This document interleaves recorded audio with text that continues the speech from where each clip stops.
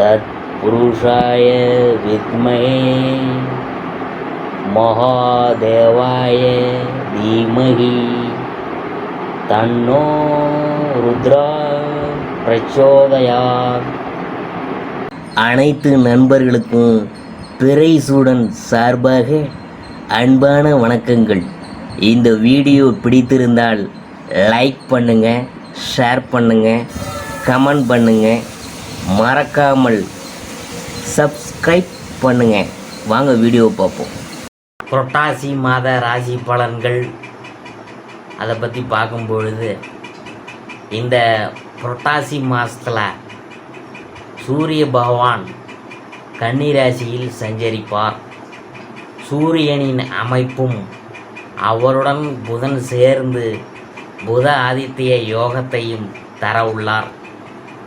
மேலும் மற்ற கிரகங்களின் அமைப்பு காரணமாக 12 ராசிகளின் மீது ஒரு தாக்கம் ஏற்படும். ஒவ்வொரு ராசிக்கும் எப்படிப்பட்ட பலன்கள் கிடைக்கப் போகிறது என்று நாம் பார்க்க போகிறோம். ராசி பலனை பார்க்குறதுக்கு முன்னாடி இந்த புரட்டாசி மாதத்தில் அதனுடைய சிறப்புகள் எப்படி இருக்குன்னு பார்க்கும்பொழுது, புரட்டாசி இது தமிழ் மாதங்களில் ஒன்று. புரட்டாசி மாதம் முழுவதும் ஆன்மீக வழிபாடுகள் நிறைந்த மாதம்தான். இந்த மாதம் புனித மாதமாக இருக்கிறதுனால, பெருமாளுக்கு உகந்த மாதமாக இருக்கிறதுனால வைணவ கோயில்களில் சிறப்பு பூஜைலாம் நடத்துவாங்க. மக்கள் பலரும் விரத பூஜையெல்லாம் இருப்பாங்க. அறிவு காரகனாகிய புதனின் ராசியில் சூரியன் இருக்கிறது இந்த மாதத்தில் தான். இந்த மாதத்தில் சனிக்கிழமையில் பெருமாளுக்கு விரதம்லாம் இருப்பாங்க. நவராத்திரி பூஜை நடக்கிறதும் இந்த மாதத்தில் தான்.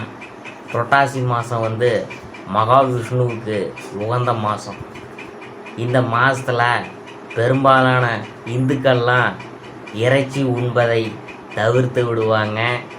புரட்டாசி மாதம் அசைவம் சாப்பிட்டோம்னா உடல் பிணி அதிகமாக வரும். ஆகையால் புரட்டாசி மாதம் சீக்கிரம் ஜீரணம் ஆகக்கூடிய உணவு வகைகளை மட்டுமே சாப்பிடணும். திருப்பதி வெங்கடாச்சலபதி பெருமாளை வணங்குவது இந்த புரட்டாசி சனிக்கிழமையில் ரொம்ப புண்ணியங்க. வணங்கினோம்னா இயன்றவர்கள் திருப்பதிக்கே போய் வெங்கடாச்சலபதியை பார்க்கலாம். இல்லாட்டி வீட்டில் வெங்கடாச்சலபதி திருவுருவ படத்தை வைத்தும் கும்பிடலாம். புரட்டாசி சனிக்கிழமை பூஜைக்குரிய பொருள்களை முன்னதாகவே சேகரித்து வைத்து கொள்ள வேண்டும். திருமலை வெங்கடேச பெருமானின் படம் ஒன்றை வைத்து மாலை சூட்டி வெங்கடேச அஷ்டகம் சொல்லி பூஜை செய்ய வேணும். சிலர் வெங்கடாசல பெருமாளின் முகத்தை மட்டும் வைத்து பூஜை செய்வது உண்டு. துளசியால் பெருமாளை அர்ச்சிப்பது மிகவும் உகந்ததுங்க. மாவிளக்கு பூஜை செய்வதனால் பச்சரிசி மாவை தூய உடலோடும் மனசோடும் இருந்து சலித்து மாவினால் விளக்கு செய்து அதில் நெய் விட்டு தீபம் ஏற்றணும். பெருமாள் படத்துக்கு முன்னாடி இப்படி நெய் தீபம் ஏற்றுறதுனால வறுமையெல்லாம் நீங்கி வீட்டில் செல்வ செழிப்புலாம் ஏற்படும். எனவே இந்த மாதத்தில் தவறாமல் வழிபாடுகளை செய்து தெய்வங்கள் மற்றும் முன்னோர்களின் நல்லருளும் நல்லாசியும் பெறுவோம். புரட்டாசி மாதத்தில் அடுத்ததாக நாம் பார்க்க போகிறது கன்னி ராசி. கன்னி ராசியில் உத்தரம் 2, 3, 4ஆம் பாதம் அதை பற்றி பார்க்கும்பொழுது, துணிச்சலாக செயல்பட்டு வெற்றி அடைந்து வரும் உங்களுக்கு இந்த மாதம் ஒரு சிறப்பான யோகமான மாதம்தான். உங்கள் ஜென்மராசிக்குள் கேதுவும் சூரியனும் இணைந்திருக்கிறதுனால முன்னோர் வழிபாடு உங்களுக்கு திருப்தியை தரும். முயற்சிலாம் வெற்றியாக இருக்கும். ராகுவினால் நண்பர்களின் சுயரூபலாம் உங்களுக்கு தெரிய வரும். கூட்டு தொழிலில் கவனமாக இருக்கணும்.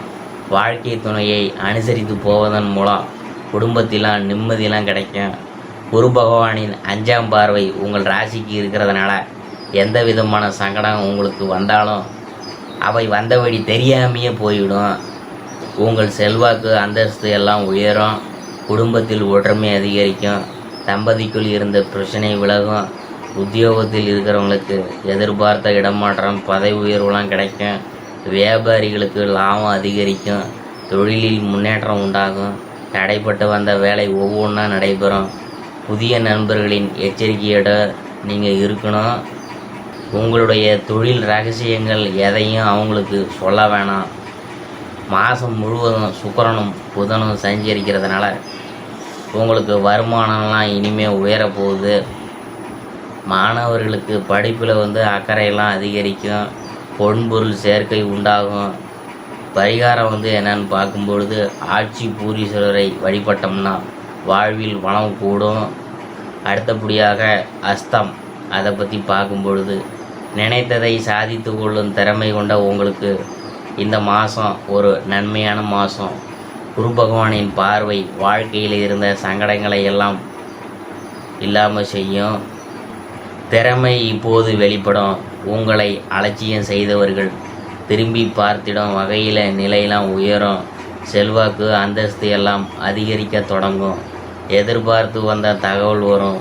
உத்தியோகத்தில் இருந்த பிரச்சனை விலக ஆரம்பிக்கும். உங்களுடைய கோரிக்கை நிறைவேறும். தைரியம், தன்னம்பிக்கை அதிகரிக்கும்.